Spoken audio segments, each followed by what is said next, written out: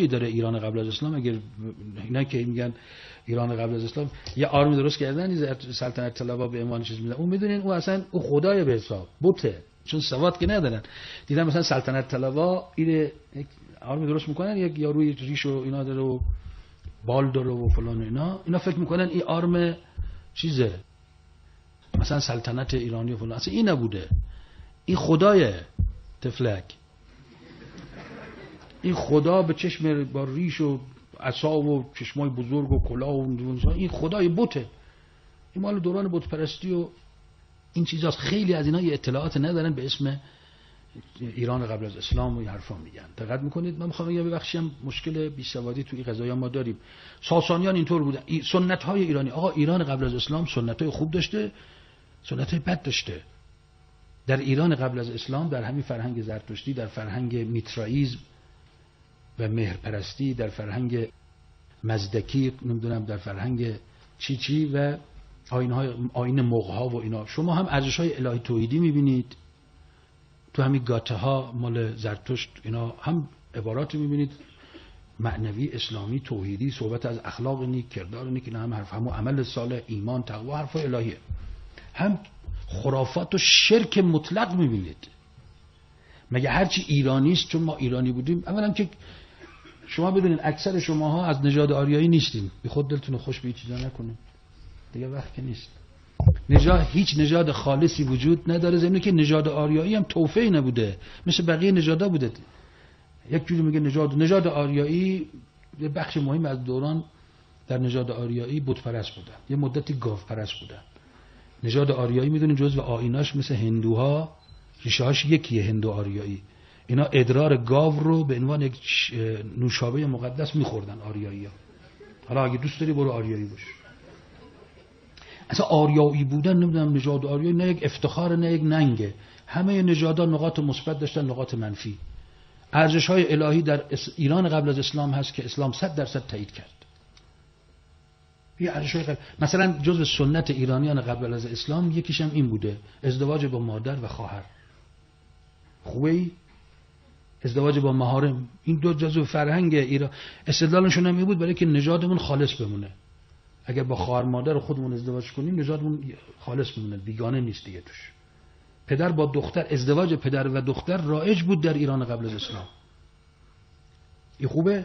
نژاد آریایی و ایران، اولا ما نژاد خالصی نداریم، هیچ کسی نژادش قابل اثبات نیست. اینقدر این نژادا قرقاتی شده. حالا من نمیگم خر تو خر اینا چون توهین میشه، ولی اینقدر نژادا شیر تو شیر و قاطی پاتی شده. یه وقت یک کسی میاد از ایران باستان دفاع میکنه، نژادش مثلا مغول هستن. اصلا به تو چه مربوطه ایران باستان؟ بعد یک کسی میینه مثلا توی الان عربه، به زبان عربی صحبت میکنه، نژاد خالص عربیت و عروبیت و فلان. من مثلا یه طرف مال دهات اطراف مثلا همین مشهد و جای ماه، اینقدر نژاد خالصی وجود نداره. یک، به نژاد نه افتخار باید کرد نه خجالت باید کشید.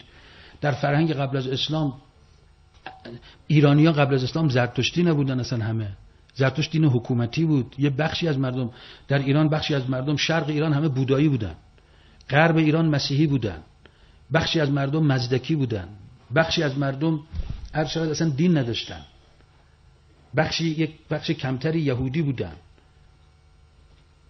اصلا این حرفا نبوده. این آرم خدایان شرکه، یعنی شرکش مثلا تو خرافاته.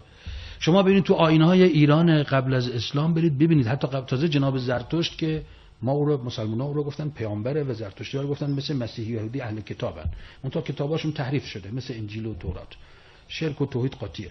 خب جناب زرتشت تازه آمد اصلاحاتی کرد این حرفا رو، بعد دوباره بعد از او همون حرفا رو به اسم زرتشتیگری زدن. حالا شما برید ببینید ادیان قبل از اسلام در ایران، ببینید چه چیزاییه. یعنی ایران باستان خجالت میکشه آدم از خدا یا نمیدونم چی و خدا چی آشتی کرد، این خدا و اون خدا خیانت کرد، این خدا رفت زن اون خدا رو گرفت، بعد اون ناراحت شد آمد انتقام گرفت از بابای خدا. اینا ایران قبل از اسلام خب از این حرفا هم زیاده دیگه. برید ببینید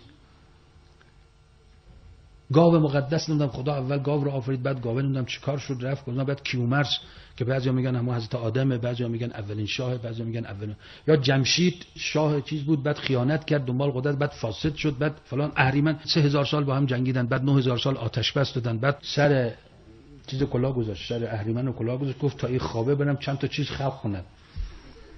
بعد رفت خلق کرد و بعد اون گفت اینجوریه ما تا مثلا خوابیدیم میری خلق میکنی. بعد حمله کرد دنیا رو به گند کشید، بعد نصف دنیا شده مال. خب اینا ایران قبل از اسلام. ایران قبل از اسلام، ما به ایران قبل از اسلام بعد از اسلام کنیم. منطق، اخلاق، حقوق، اینا معیاره. چون که از جامعه به اصطلاح مسلمان خودمون هم الان دفاع نباید بکنیم. مگه مردم ما مگه ما داریم اسلامی زندگی میکنیم؟ ما اگه اسلامی زندگی بکنیم باید طلاق اینقدر باشه، باید اعتیاد باشه، باید گران فروشی باشه، خیانت باید باشه، دروغ باشه. اینا اسلامیه؟ اینا انسانی هم نیست چه برسه به اسلامی. بحث دفاع از ما و شما نیست، دفاع از مردم ایران یا غیر ایران نیست، بحث مکتبه. ایران قبل از اسلام، زرتشت و غیر زرتشت، حتی تو حرفای مزدک و دیگران شما میبینید وقت نگاه کنید بعضی حرفای اسلامی انسانیه. همین گاته ها که سروده های بخشش سروده های جناب زرتشت هست، عین توحیده، عین اخلاقه. اما یه جایی میبینید میگه دنیا دو دسته است، اون خدایان اینورن این خدایان اینورن، اینا با هم میجنگن، بعد اسم گذاری رو ماه ها و اینا هم همینه. یا مثلا 13 بدر، اصلا 13 بدر بیشتر از اینکه ایرانی باشه اصلا غربیه. شما الان تو من خودم دیدم تو اروپا و امریکا که اصلا من اونجا دیدم، تو ایران کمتر من دیدم، اونجا دیدم مثلا تو هتل تو اتاق نوشته 12 به علاوه 1 اتاق 13 رو. و گفتم این چرا اینه؟ گفتم شاید من اشتباه می‌کنم. نه اصلا کاملا اینا 13 رو عددشون میدونن. اصلا این 13 نحس بودن 13 یک فرهنگ خرافی 100%. بنده تا جایی که مطالعه کردم ایرانی هم نیست، این وارد شد بعداً. ببینید این چهارشنبه سوری میخوام بگم به ایران قبل از اسلام هم اصلا ربطی نداره. دقت کردید چی گفتم؟ گفتم هفته تو تقویم ایران نبوده اصلا، این تو تقویم سامی بوده، نه تو تقویم آریایی.